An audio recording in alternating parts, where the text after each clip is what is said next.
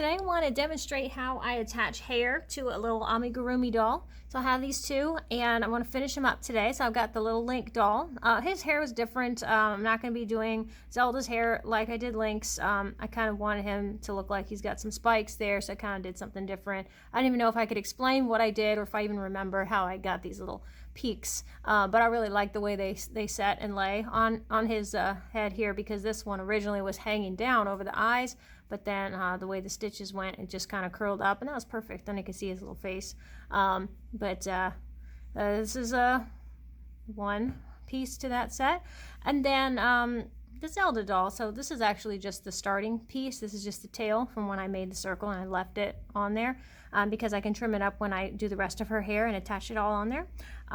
So I got her little, her little caps on her sleeves and her little sort of a belt here. I'm not going to do the little banner that hangs down. That's too intricate for crochet. You got her little dress with this little kind of neat little way that this is attached on here, all stitched on, but it lays just right. And so you got a white skirt underneath with a little purple overlay and the belt there. So I'm going to show how I put the hair through, and actually on this one, this will be the first time I've ever attempted to do hair the way I'm going to be doing it on her, but we'll just see how it turns out.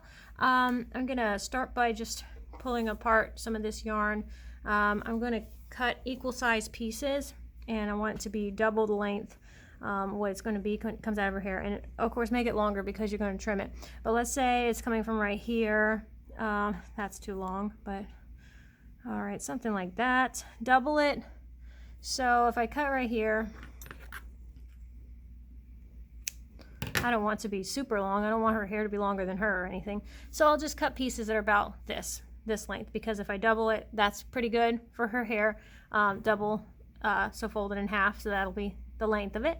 And I'll just cut a whole bunch of strands of this. I don't know how much I'm going to need, but I'm just going to keep going. I'm just going to cut until I have a whole big pile of this size string right here.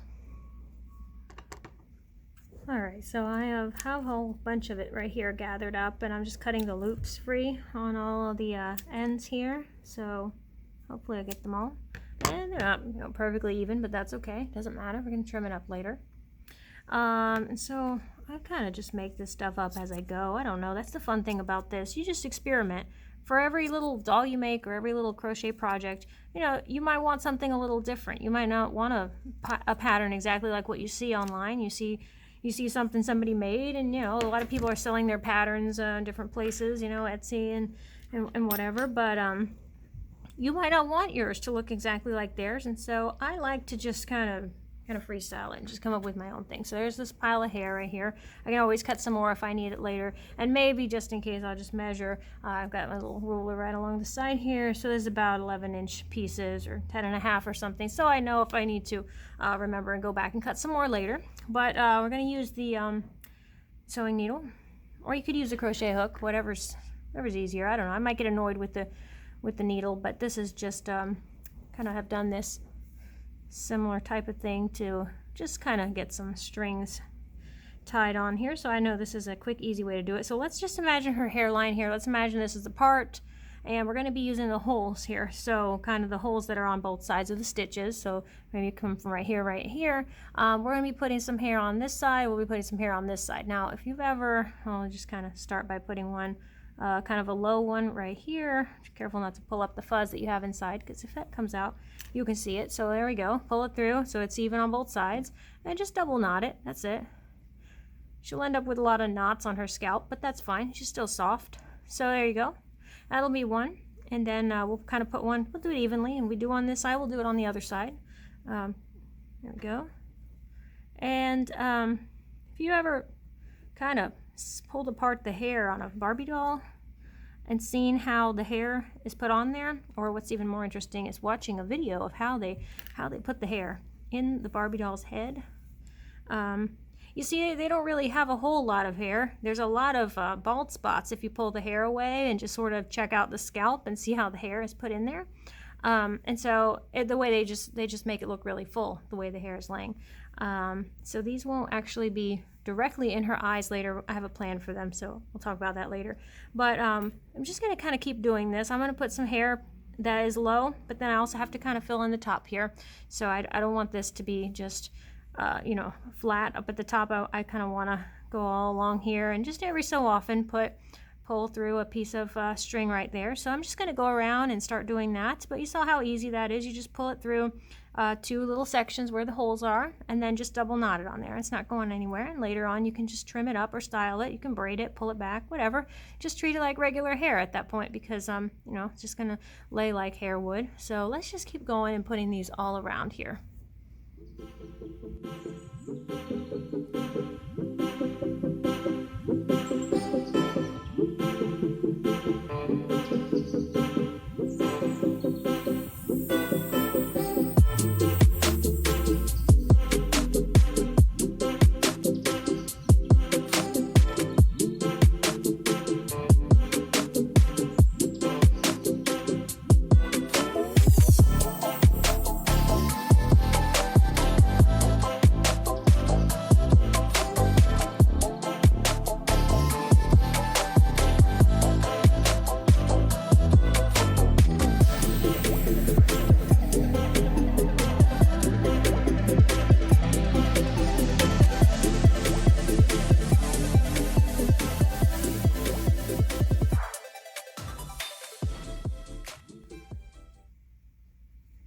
Here now, I decided, since her hair was getting kind of thick, because you know the yarn is thick, if I had done another row underneath here, you know, like maybe a little bit lower, and then maybe another one, I think 3 rows would have given her nice thick hair, but I didn't need it to be that thick. And as long as I have it on the little hairline here and I give her a part, I think you can kind of disguise the rest of it, and we won't even know that the rest doesn't have any hair, because you see the color of it underneath. And that's why we do the base of it, you know, the top of her head a different color, and then we do the same on Link, because you know these little pieces were added on later for the hair, but of course the top of his head is just yellow. It's the hair color, so that we were able to mask it that way.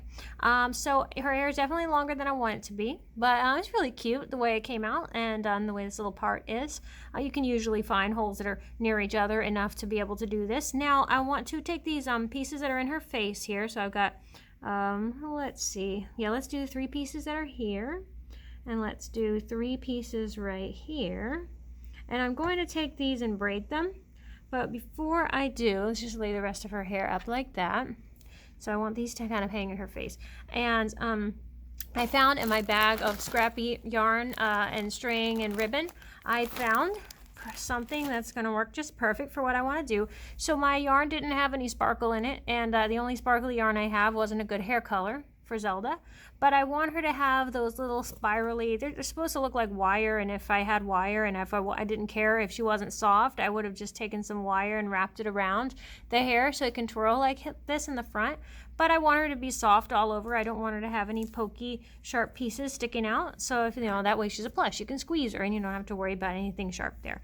So I'm going to use some of this, and I'm going to just incorporate that into a braid. So I'm going to cut a piece for both sides, and I'll tie it on just the same way. And then I'm going to sort of tuck these, all 3 of these at the same time, through 2 of the holes, so that I can kind of get this in a different spot. I don't really want it directly in front of her eyes. I want to still be able to see her cute little eyes. So I'm just going to kind of tuck it right behind here, and I'll do the same spot on the other side. So that way, you know, it just kind of gets it out of her face a little bit, but still lets them hang down. So I'm going to do that here, and I'm going to do that there. And then I will incorporate the gold and just have that little spiral kind of braided in, and I'll knot the ends. All right, so now I'm going to try something a little different. I really like the braids. It looks really cool with the gold incorporated in there. It's just braided in. I'll trim this up later, you know, when we give her a haircut. But I'm going to try something a little different now. I just kind of want her hair to stay put, because when I go to put the crown on her with the same gold string, I don't want her hair to do that weird puffy thing, you know, like she's got a headband on, it's pushing her hair up. So I kind of want the hair to stay put. So what I'm going to do is just take, like I've already done right here, I'm just going to take my hook.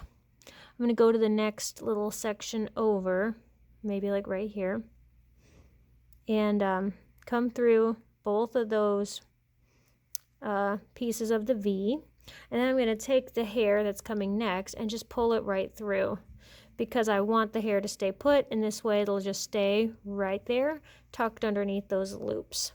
So I'm just going to do that all around to kind of keep her hair under control, and it'll almost look like she's got a braided, sort of like a braided hair headband going around, and these are, you know, kind of just pieces that she pulled out to style in the front. So let me go around and just continue doing that, and show you what it looks like after I'm done.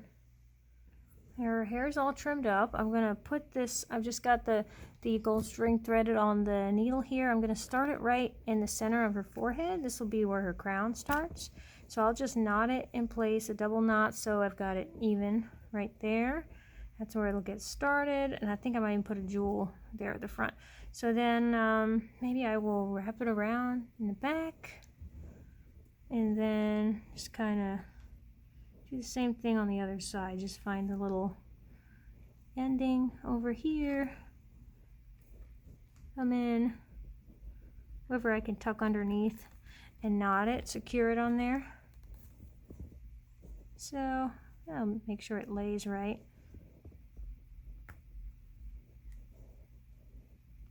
And I'll just get that knotted in place and then hot glue a little jewel right in the front of her crown here. So I want to make sure that this kind of does this little V shape here for her crown. But a lot simpler than trying to crochet something and get it the right pattern. And it's got a shine to it, so it's a lot better than the gold colored yarn, because of course your yarn, none of the yarn is going to be shiny. It's all going to have, you know, just a fuzz on there. So let's just get this finished up, and we'll pick out a nice jewel from our little jar here of rhinestones and find something that matches to go right there.